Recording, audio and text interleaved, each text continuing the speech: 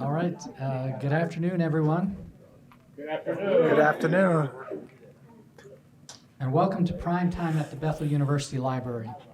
Primetime celebrates learning in and beyond the classroom of Bethel faculty, students, and staff, and is a collaboration between the Friends of the Bethel University Library, Bethel Teaching and Learning, and other offices on campus. We archive videos of past presentations. If you'd like to explore them, you can find them on the Bethel University Digital Library YouTube channel or in the Spark Digital Archive. Please join us on Thursday next week, February 26th at 1:20 p.m. when Dr. Caleb Molstadt, Instructor of General Studies and co-director of the Humanities program, celebrates the publication of his new book, Tasting Religious Thought and Experience in Late Medieval English Literature. Today we welcome Dr. Dan Ritchie, Professor of English Emeritus. He's a legendary member of the Bethel faculty and founder and longtime director of the Humanities program. His talk, English Lit is for Losers Like You, ? Is based on his essay in the winter 2026 issue of National Affairs. Please join me in welcoming Dan.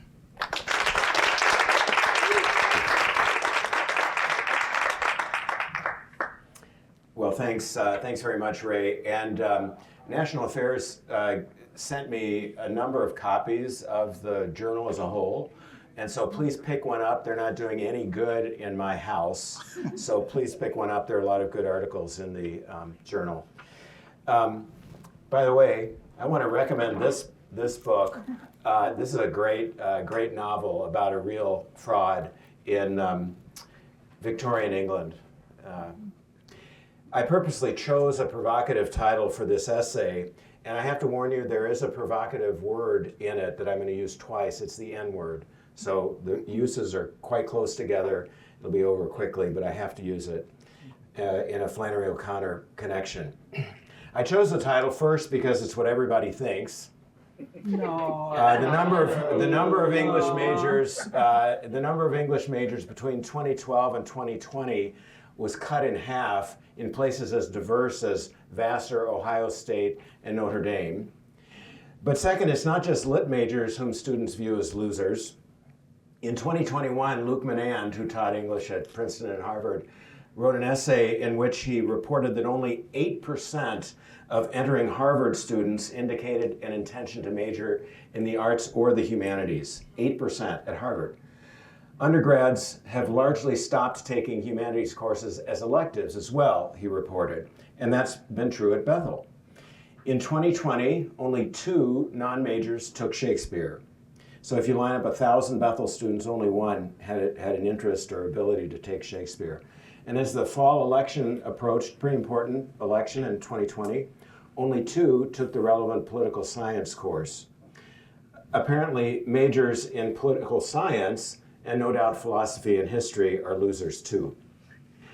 Nearly every week there's an article or a podcast bemoaning the decline of the humanities, but I'm going to take the opposite approach and just admit the claim. English Lit is for losers. Let's begin at the beginning. Anglo-Saxon, Old English, Beowulf, betrayed by his men, killed by a dragon, loser. Medieval, the wife of Bath, so formidable in asserting the power of women in her prologue, ends up telling a tale that is basically wish fulfillment. The young woman gets her will and then completely submits to her husband. Renaissance, Paradise Lost is about, guess what? Our loss of paradise. 18th century, in our first true dictionary, Samuel Johnson admits his defeat at the hands of our ever-changing language. Initially, he'd hoped to establish once and for all the meanings of our words, but 8 years in, he admits defeat. Sounds are too volatile for legal restraints. To enchain syllables and lash the wind are equally the undertakings of pride. Our whole language is loser. The best we can do, he said, is to retard what we cannot repel and palliate what we cannot cure, which is how I feel about modernity as a whole. But and isn't this true of our political system as well? Isn't our constitutional framework created for losers? In his recent book, American Covenant, Yuval Levin, who's the editor of National Affairs, establishes that loss and accepting loss is part of our constitutional legacy. Now, recent winners have begun to think that their electoral success, however narrow, gives them a sweeping mandate for an avalanche of new policies. But it's rare that sweeping changes are long-lasting, even when a single party controls the White House and Congress. The American system, Yuval writes, insists on restraints that slow and structure decision-making. They require broad and durable coalitions. Our constitutional order compels accommodation.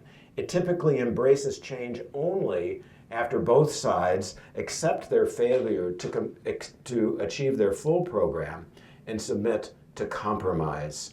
In other words, unified action is only possible after both sides accept the underlying dynamic of loss. Now, tragically, politics and history also offer the most destructive alternative to accepting loss, and literature records it. It's not compromise, it's not surrender, it is rivalry. Instead of accepting failure, compromising, and acting together, rivals wallow in defeat. They revisit their defeat and they plan their next attack. Rivals don't even put their highest priority on winning. Winning isn't everything, it's not even the only thing. Suffering a defeat actually validates a rival's identity, just as much as crushing the enemy does. The rival rejoices just as much in seeing his opponent wounded, incapacitated, and suffering as in his own success. Now, the great teacher of rivalry is René Girard, whose scholarship embraced theology, anthropology, and literature. Rivalry has a positive role, he writes. We create the elements of culture primarily out of our desire to imitate. When we see someone using a stone as a hammer, we imitate and create one for ourselves, and soon we want to make a better one. This imitation, even when there's competition around, isn't necessarily bad. Here's an example. When I heard that Carlton had a Jane Austen dance, I thought, we need one of those in Humanities. So if they could do it, we could do it. But then we added a swing dance for the 20th century part of our course. If they could do it, we could do it better. It's a silly example, but our students got valuable experiences of Regency culture, the Jazz Age, and they knew nothing about my ridiculous rivalry. Siblings provide the most familiar example of both creativity and rivalry. Younger brothers and sisters don't need to be taught to imitate their older siblings' achievements and then fight with them for the most trivial of reasons. I see all the parents nodding their heads here. That's good. Now, if we never learn to lose, the consequences can be tragic. This is true for our friendships, our business relationships, our social connections, and of course, our romances. Rivalry can take over and entirely displace any creative element at all. At that point, the adversaries forget the object of their quarrel. They turn against each other with rage in their heart. The more the antagonists desire to become different from each other, the more they become identical. Their identity is realized in the hatred of the other. Now, this isn't just the horseshoe theory of politics that claims extremes meet. It's Girard's efforts to explain the origins of social violence in the development of culture. This happens both within and across national boundaries. As rivalry displaces healthy competition, the two sides are progressively united in a poisonous combination of hateful fascination with each other. It's what trolling is all about. Their competition may still produce some advances in the arts, sciences, economics, social theory, but a tipping point comes when the two sides start to define themselves by their opposition.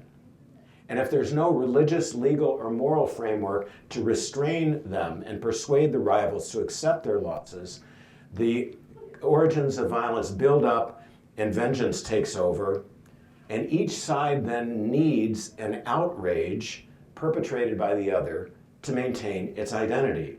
They feed on outrage. Their hostility escalates until a scapegoat, an innocent victim, is sacrificed in an explosion of violence.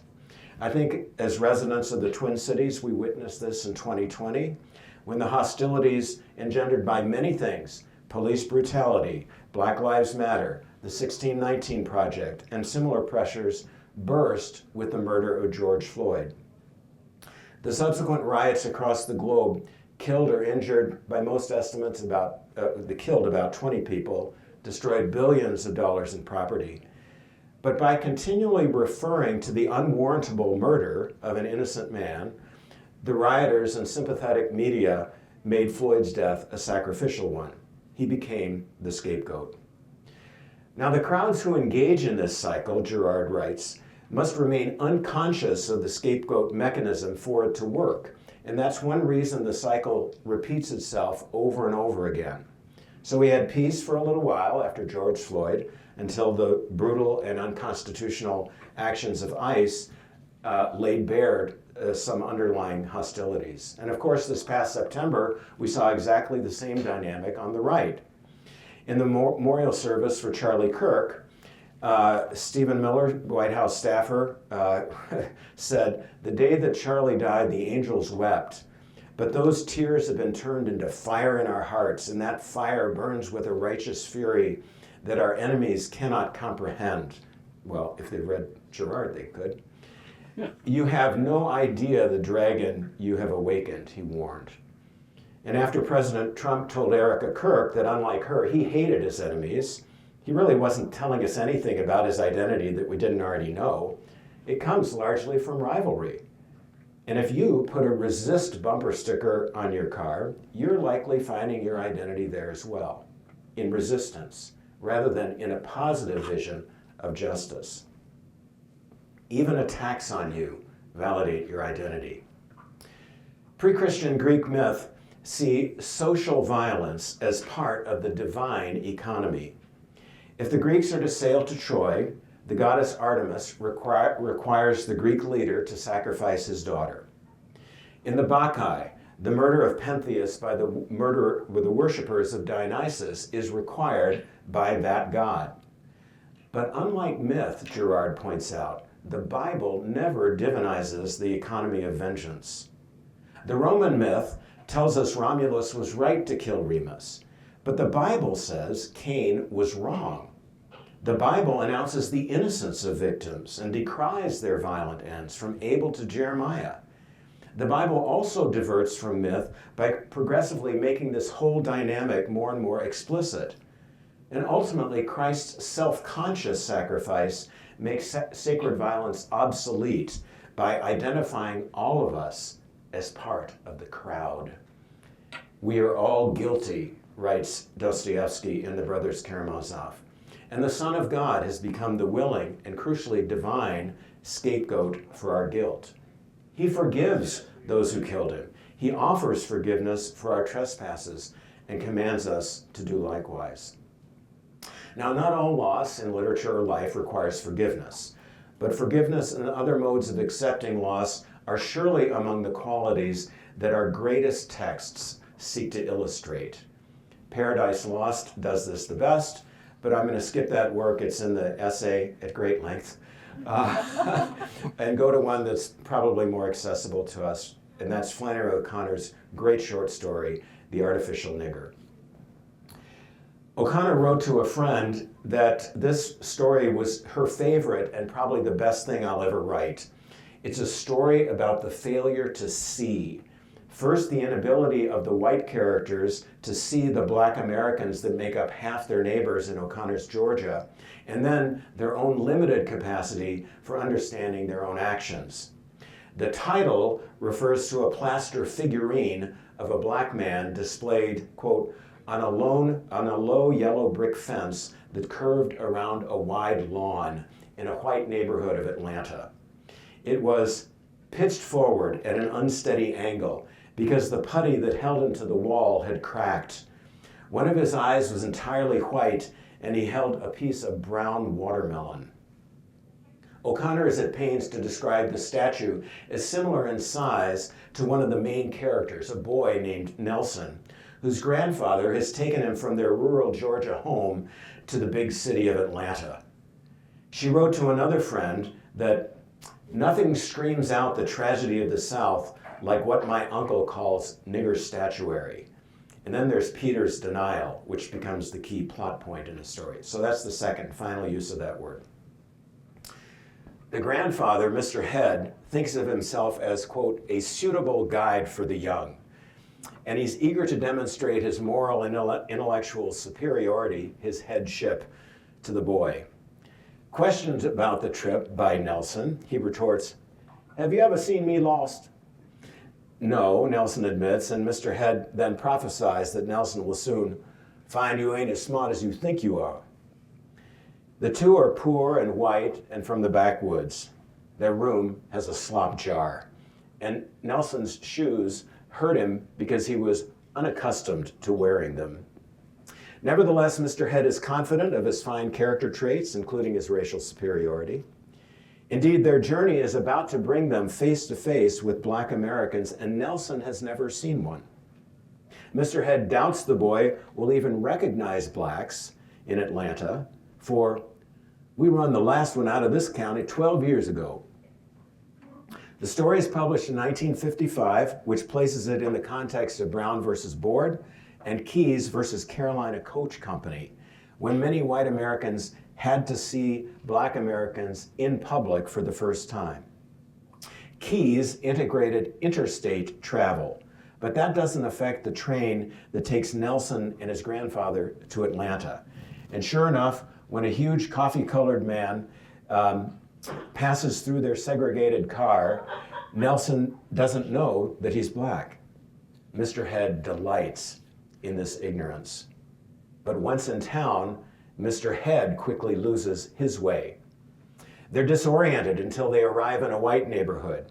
Exhausted, Nelson falls asleep on the pavement, which inspires his grandfather to teach him who's in charge.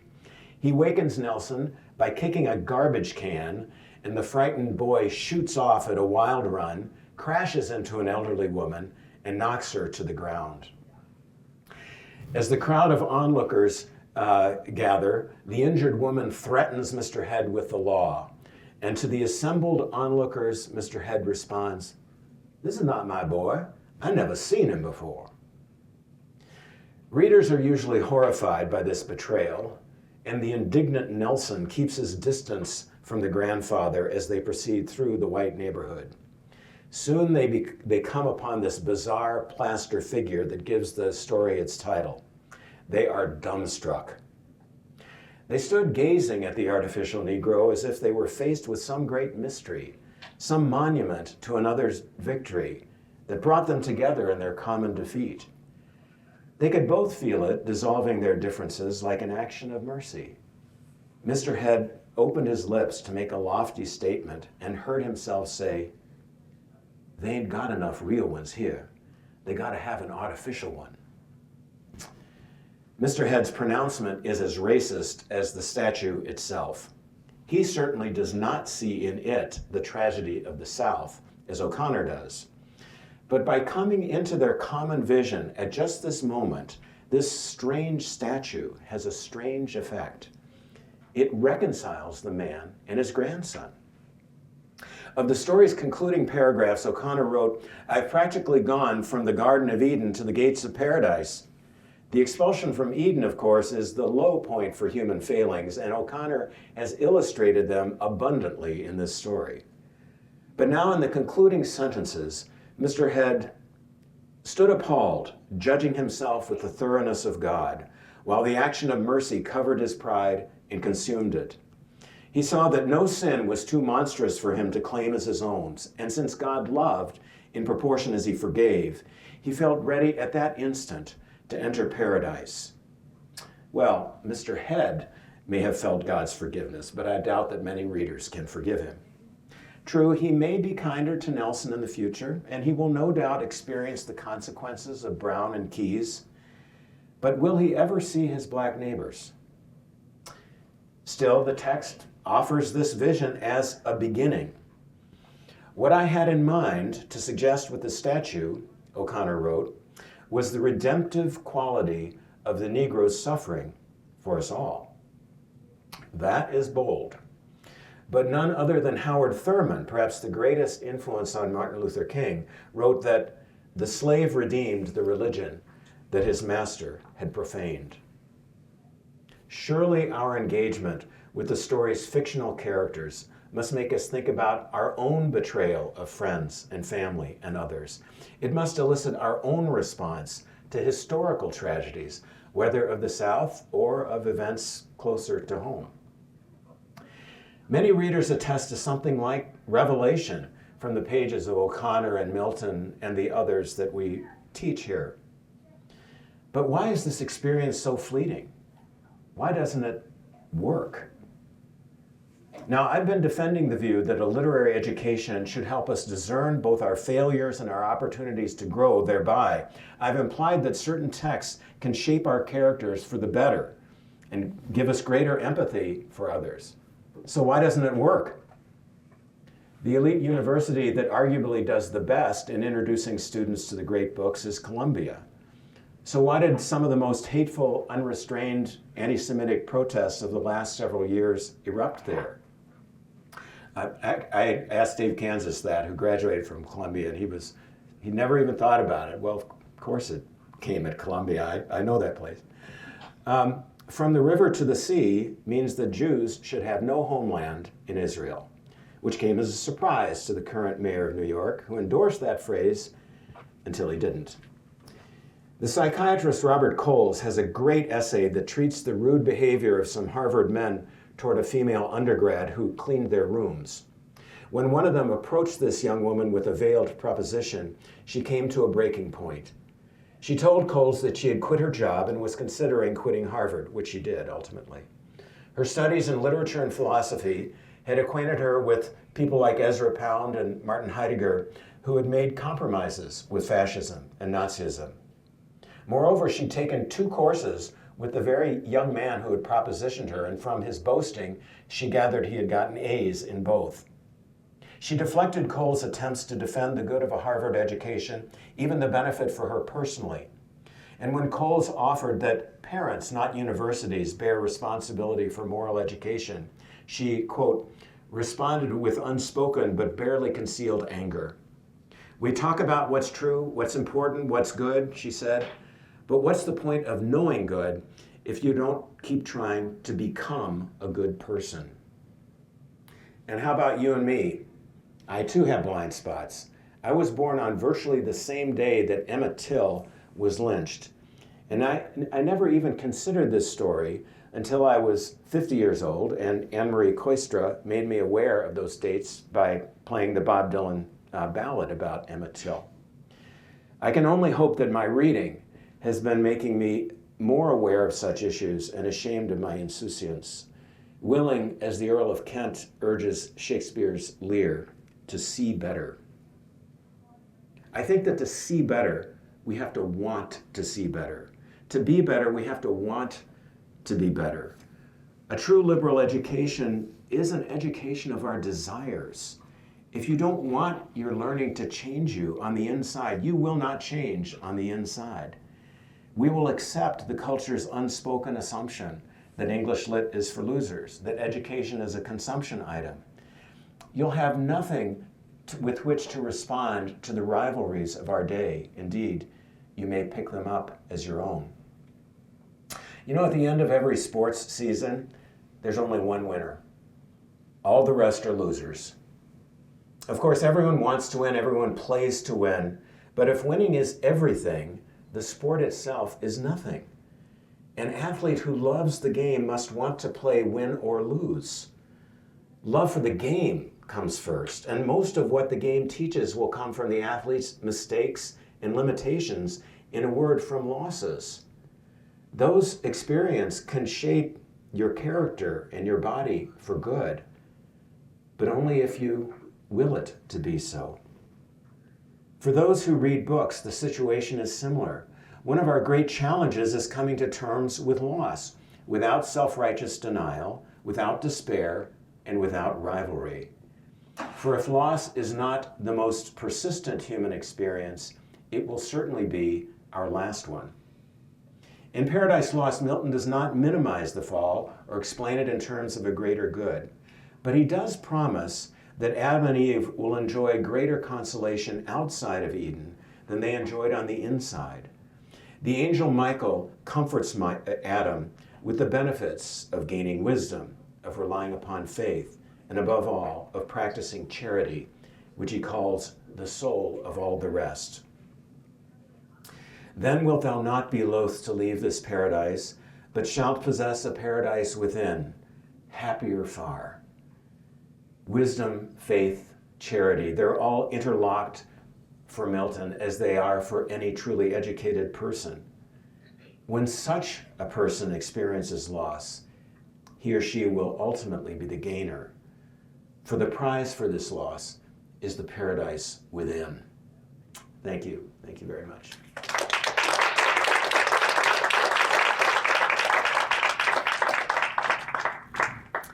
All right, so we have, till when do we have, Ann? 2:10. We have, oh gosh, I shouldn't have left that much time. We do have plenty of time to talk. And again, as you go out, please take one of those journals if you're so interested. Dan is going to ask the second question. Who will ask the first question? I'm just kidding, Dan. So how would you apply this to the conundrum of how to rescue or reinvigorate the humanities in American higher education? So Dan's question is, how does my thesis help reinvigorate the humanities? Or how would it lead to strategies that would help reinvigorate the humanities? You know, I think I'd be interested in everyone who teaches in the arts and humanities here, what your strategy is. I think we're all evangelists, right? I mean, I felt that way. We need continually to show students why this is important. And I've felt that students become captivated when we give them the tools truly to understand, whether it's Flannery O'Connor or Milton or Zadie Smith or whoever you happen to be teaching. But I would love to hear from the professors or the students. When was that moment of desire quickened in you? How did it happen? Somebody give me a testimony. Yes, Dan. I'll answer my own question, I guess. I don't have any magic strategies. I will just point to the time that I first started taking the humanities seriously was when I saw my teachers taking it seriously. Okay. Yeah, And modeling. that started pretty early. I think, you know, it's a little bit prejudiced, but I think most people have had a great English teacher at some time in their life, and I had some early on. And I started to think this could be important when I saw their passion. Yeah, seeing passion. Who else would like to talk about when that kicked in?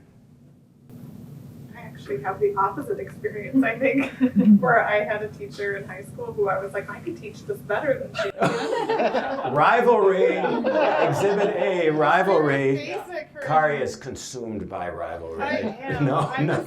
Yeah, the way she taught the class was very elementary, and I thought, I've been in high school, I should be doing more complex analysis, we should be having higher level discussions than this, and we're, plotting the maps and things like that, so I got really frustrated. But you must have seen something in the texts too that drew you in, that there was something that you... Yeah, I just felt there was more to discuss there, and we weren't getting to it because she was just focused on these surface level, Yeah. check the box sort of.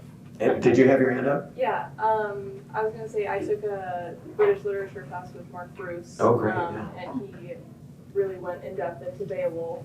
And similarly, I took a humanities course with Marianne Larson, and she talked about Dracula and went into depth about the monsters specifically in literature. And I was really struck with how applicable even medieval and, for example, like 18th century literature can still be displayed. I will tell Mary that. I'm going to see her on Wednesday. Yeah. Sometimes we ask students who've taken the humanities program to name a text, and often Augustine's Confessions comes up. And the Confessions is definitely a book about desires. He's full of desires, all going the wrong way. But first semester freshmen, they go back to that book. Good. Another question, or yeah, Barrett. Yeah, I want to go back to the Coles quote. That's the one that really haunts me, right? Because it's not just a question of awakening a passion for the literature of the humanities, but it's a question of moral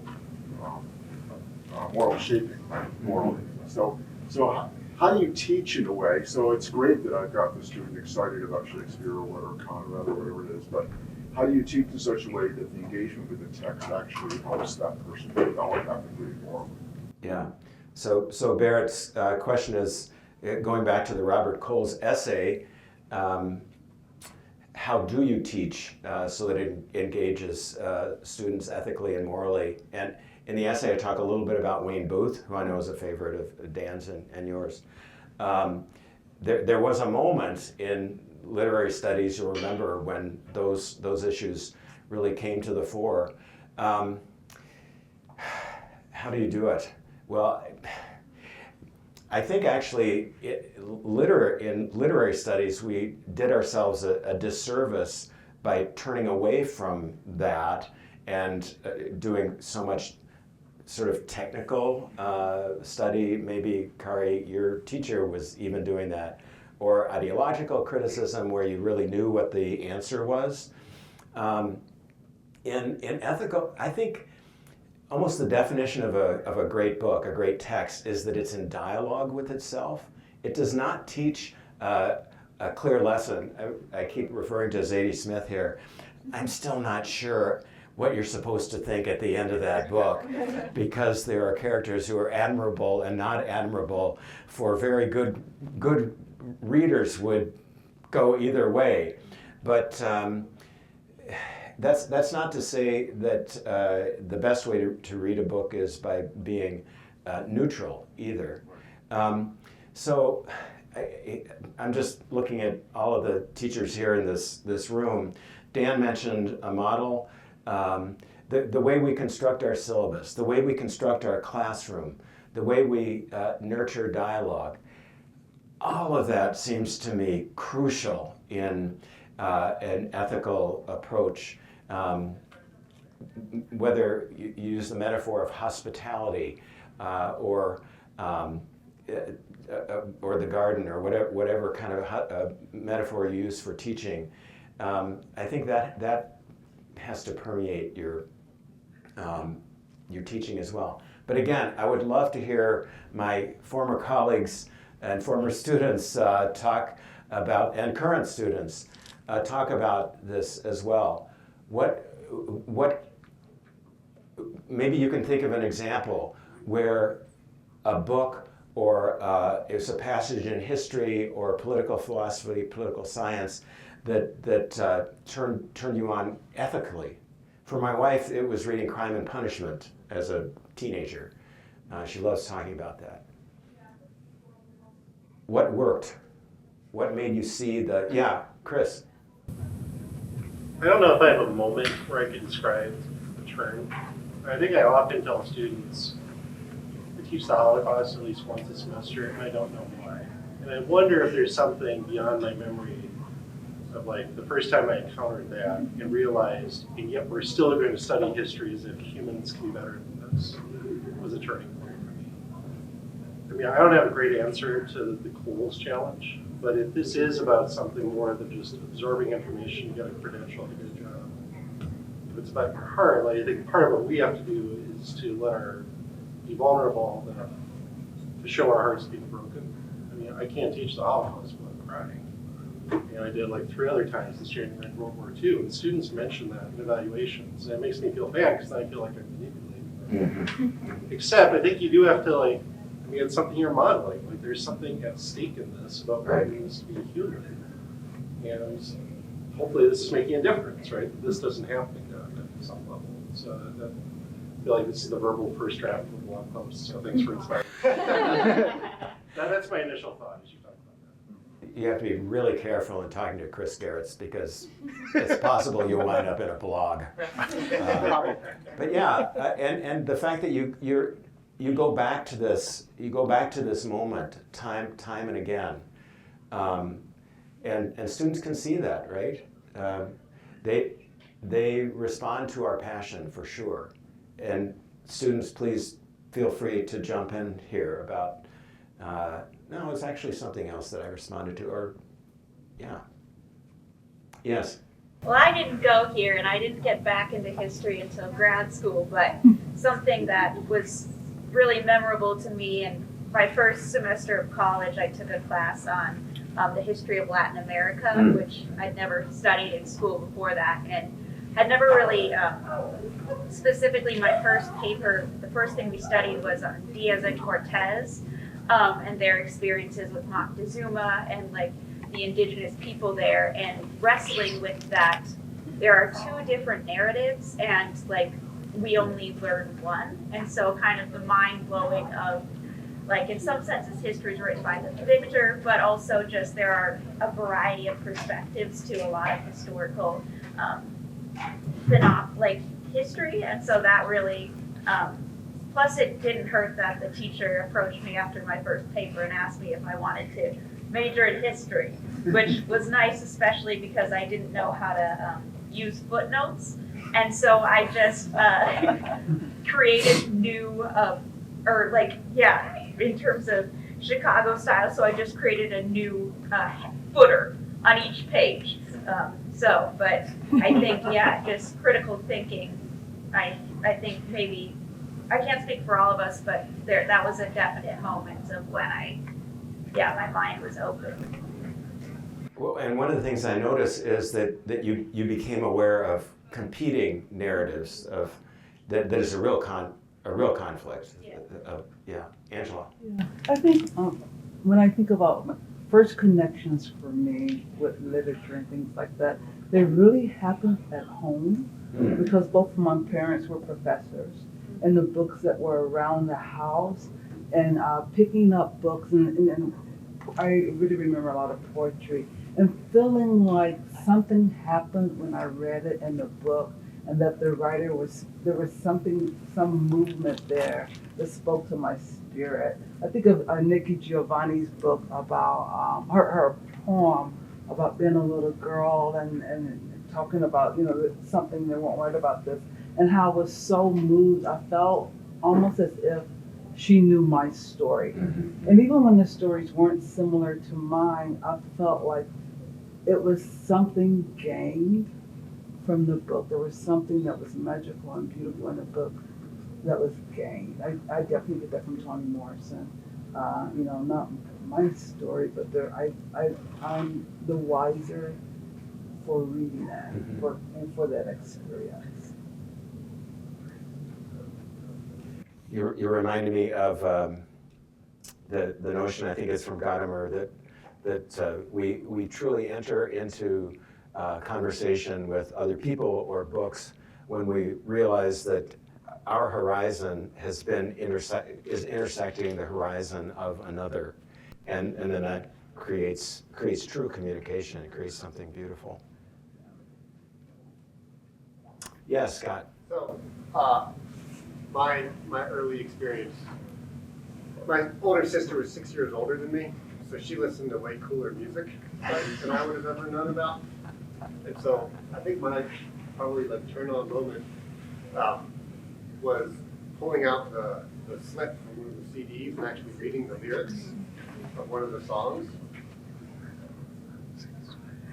And just kind of like trying to figure out, like, oh wait, this is about something. And experiencing a little bit of a sense of loss, that there was a promise of something in this song that was more meaningful, right? That I wasn't aware of until I took a moment to like start putting it together. And so that's actually leading into a question. I'm curious, can if English literature is for losers, can you have good literature without loss? Is there a literature really built on a sense of plenty, or that inner paradise that you had at the end of Milton? No. I'm trying to think of, I mean, it seems like comedy, anything that's comic is going to end in, or most things will end in abundance, a wedding, a feast. But even, I mean, comedies usually begin in confusion before they get to that. I do think it's hard to write. It may be harder to write a good comedy than a good tragedy, but I should think romance literature might be. I mean, straight romance. I'm thinking of Renaissance, early modern romance, might be that kind. But even that literature, thinking of The Tempest as an example, there's loss somewhere along the way, whether it's at the beginning or middle, if not at the end. But before the abundance, I think there has to be an acknowledgement of lack. Surely goodness and mercy shall follow me all the days of my life, but Psalm 23 comes right after Psalm 22. Oh, God, my God, why hast thou forsaken me? So, as you students know, when a professor can't ask a question, he just rambles on and on. Yeah. Lord of the Rings, Okay. Eucatastrophe, and Tolkien's whole notion of eucatastrophe. Eucatastrophe, yeah. So, Dan, you want to explain a little bit of that theoretically? Well, I think I should stand before. Okay. Take my shoes off. So Dan hired me in 1985. One of the best hires ever made, along with Barrett. People think that eucatastrophe means the good catastrophe. It actually doesn't. This is Tolkien's sort of foundational idea. It basically means the good ending, because the catastrophe is a word he took from Greek drama, and the catastrophe was the last act of a Greek drama. So, but it often was a tragic, ending as well. And he took the ideas from the Bible that ultimately good wins, God wins, which was my talking about people's experiences that Angela talked about. I had that with reading Lord of the Rings as a 15-year-old and realizing this book and this writer and this world takes good and evil seriously, and it makes me want to be on the side of good. Mm-hmm. It had a profound impact on me. I just want the good to win. And so and so at the end of The Lord of the Rings, it looks like everything is lost. And interestingly, evil plays a role in the good winning, with Gollum biting off the finger and the ring disappearing. But it looks like Sam and Frodo are going to be annihilated by the volcanic eruption, and then the eagles show up and they take Sam to where Gandalf is, and Sam's thought is that Gandalf is dead, because Gandalf did disappear from the world and looked like he died, and here he is again. And he says, Sam says, will every good thing be untrue, or every sad thing be untrue? And basically, Tolkien is saying yes to that. He's saying yes, the God and the good ultimately win. And as long as we're recommending books, I recommend a wonderful book by Daniel Nayeri called "Everything Sad is Untrue." It's a statement. everything sad isn't true. He was an Iranian kid who came to the U.S. as a kid and talks about his story. It's really very interesting. Well, thank you. And Tolkien, of course. He taught for us at night camps. He We did. had night camps, he taught for us. Yeah. And Tolkien had been through World War I, so he was he was not merely academic. Good. Other questions or yes? I just wanted to say something, I guess, like in relation to everyone's discussions on like their experiences with communities, and like also that really profound thing about like how so much good comes out of lack. I was really thinking about my experience of like, okay, yes, I feel like I've always been passionate about the humanities, and how did that start? And I thought, well, my childhood, I just like wrote a bunch and read a bunch. And then I realized, like, yes, while that was there, something that really resonated with me was taking history classes in high school and not seeing like my family's survival of the Cambodian genocide in those textbooks, and feeling like there was a lack of awareness and just like people understanding like such a pivotal point in history. And so I did speech in high school, and a lot of my pieces that I wrote were centered around my family's history and like making that a story that was known to more people. And I realized in that, like, yes, there was such a lack and like unawareness with like my peers and even my teachers, but through that, like, there was so much empowerment. Like, their survival story is the reason that they came to Christ in the first place. And so like God does really prevail over all of it, and I think that's really beautiful. And even though like what they suffered through is horrifying and it does need to be shared, even beyond just like, oh, this was a horrible moment in history, it's like, okay, yes, but how does our Lord take that into something even more beautiful, even more greater than the suffering that we experience on this earth? Thank you. Thanks so much. What I'm hearing also in your comment is it takes someone who perceives the depth of loss, who perceives the depth of, could be sin in the case of O'Connor's story, to feel passionately about it and not just paper it over, and take us back into that experience for it to truly be meaningful. And you did that in your speeches. Thank you. Any other questions or comments?